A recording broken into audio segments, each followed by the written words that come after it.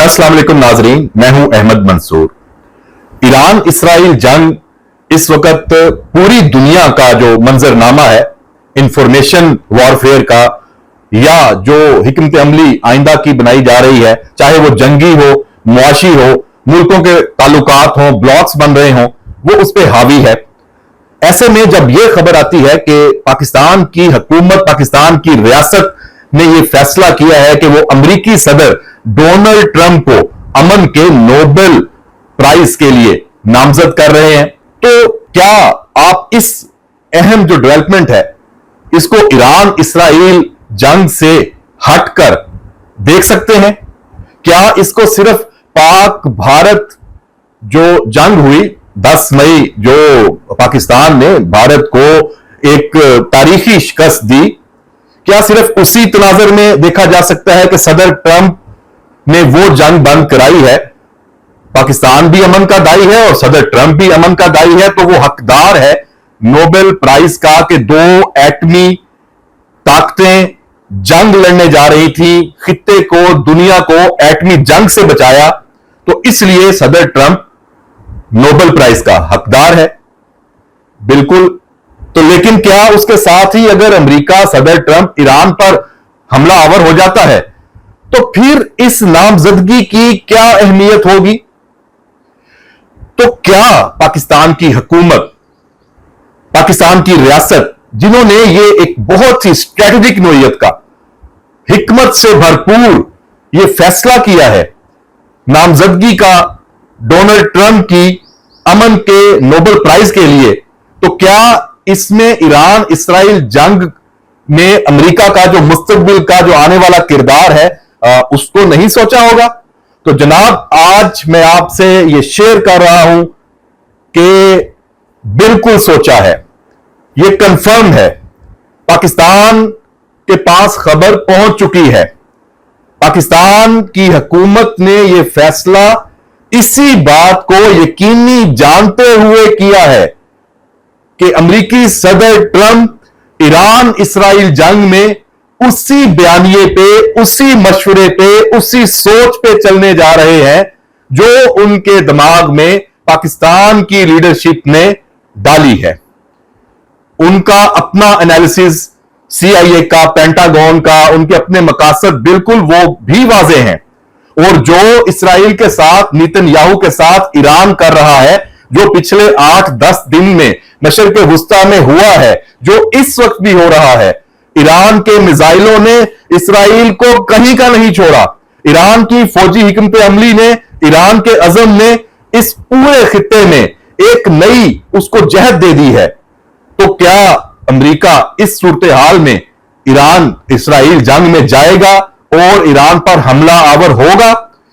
यह अभी भी बहुत बड़ा सवाल है। ईरान के खिलाफ इस अमेरिका की जो तैयारियां हैं वो चल रही हैं। सऊदी अरब के बेसिस पर जो अड्डे हैं वहां भी डिप्लॉयमेंट नजर आ रही है। कतर में गो आई खबर के वहां से जो तैयारे हैं वो यूएई मुंतकिल किए गए हैं, यूएई में प्रेजेंस मौजूद है।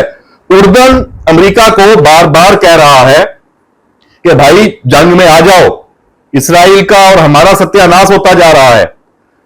तो जनाब, ये जो अमन का नोबेल प्राइज, इसकी नामजदगी, इसमें छुपा जो असल इशारा है जो मैं आपको बताने जा रहा हूं, अमेरिका जंग में नहीं जाएगा ता वक्त यह कि कोई ऐसी डेवलपमेंट हो जाए कि ईरान इस अमन की जो कोशिशें हैं इसमें हिस्सेदार ना बने, इसराइल इसमें हिस्सेदार ना बने। तो फिर यह दो तरफा मामला जब आगे बढ़ेगा तो फिर अमेरिका और अमेरिका के अंदर जो एक सेहूनी लॉबी है उसका जो असर है, जिसमें अभी तक ट्रंप नहीं आया, वो एक ऑप्शन हो सकता है।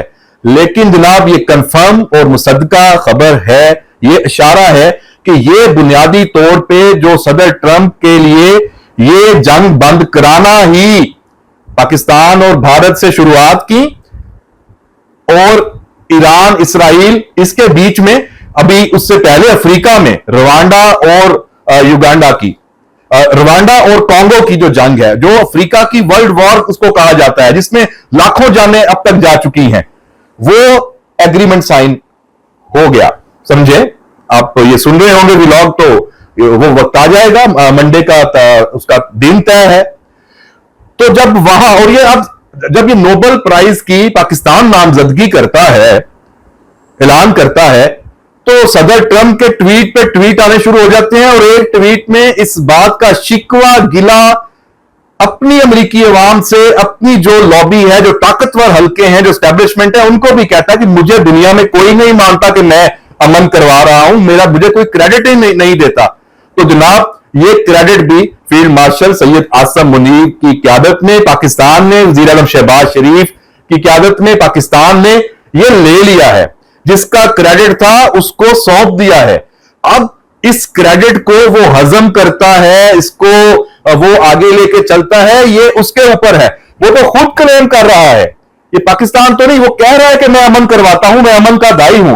तो जो पाकिस्तान के अंदर जिन्होंने ये शोर शराबा शुरू कर रखा है कि जनाब ये पाकिस्तान ने ऐसा कर दिया तो इसका ये नतीजा निकलेगा, और यहां पे ये हो गया, और जो जो आप कह सकते हैं, और ये वही लोग हैं जिनको तकलीफ है, और जिनको तकलीफ है उनके ताने बाने जाके सरहद पार इंडिया से मिले हुए हैं। वहां से जो बयानिया आता है वो यहां पे ये अनासर उसको प्रमोट करते हैं। तो उनकी तो ना पहले कोई वुकत थी ना अब रहेगी। असल बात क्या है?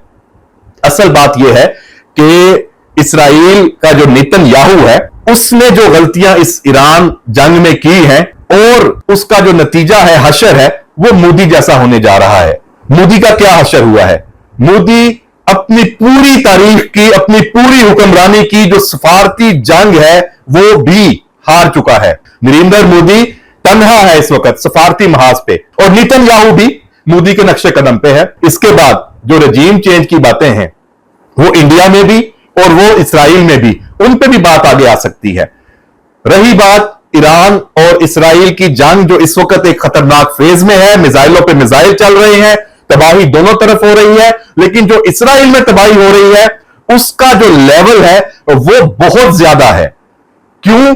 क्योंकि इसराइल में जब कोई मिसाइल लगता है तो उसकी जो वो कहते हैं ना, जो हिला देता है, वो पूरी दुनिया के नक्शे को, आलमी मंजरनामे को हिला देता है।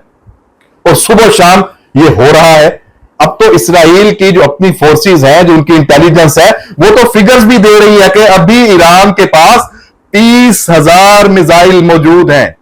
आप तो अभी सिर्फ 1,000 मिसाइल है, वो उनका सामना किया है, तो ये हालत हो गई है। और सदर ट्रंप, क्या उनको नजर नहीं आ रहा? क्या उनको नजर नहीं आ रहा कि ये जंग कितनी तवील हो सकती है? और जो ब्रीफिंग व्हाइट हाउस में पाकिस्तान की मिलिट्री एस्टैब्लिशमेंट ने, फील्ड मार्शल सैयद आसम मुनीर ने, पाकिस्तान के मशीर कौमी सलामती ने वहां पे पेश की है, उन्हें बताया है और उन्हें दिखाया है, और आर्टिफिशियल इंटेलिजेंस ने भी सदर ट्रंप को और अमेरिकी एस्टैब्लिशमेंट को यह दिखा दिया है कि यह जंग कितनी तवील होगी, इसका इंपैक्ट क्या होगा। और ईरान के अंदर आप अगर चले जाते हैं, अव्वल तो फौजी लिहाज से आप फौज वहां नहीं उतार सकते, बहुत इस वक्त तो बहुत ही आउट ऑफ क्वेश्चन है। अब तो आप सिर्फ एक काम रह गया है फेस सेविंग के लिए, कि जो जोहरी प्लांट है उनको सिर्फ तबाह करने का।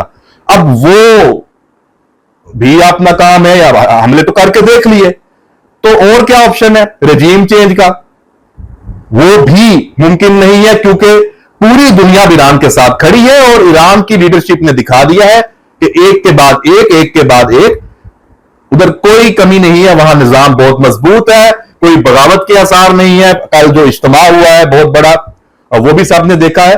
तो जनाब, ये आज के इस व्लॉग में ये हमने डिस्कस किया कि ये जो अमन का नोबेल प्राइज है, ये इशारा है पाकिस्तान और भारत की जंग, बिल्कुल ट्रंप का किरदार, और पाकिस्तान ने जबरदस्त एक ये दाव खेला, या कह दे शॉट खेली, हिकमत अमली, और इसको ऑन किया अमेरिकी सदर ट्रंप ने भी। तो पाकिस्तान में जितनी आवाजें इसके खिलाफ अगर आती हैं, या भारत से आती हैं, चीखें निकलती हैं, या इसराइल से आती हैं, कोई मानी नहीं रखती।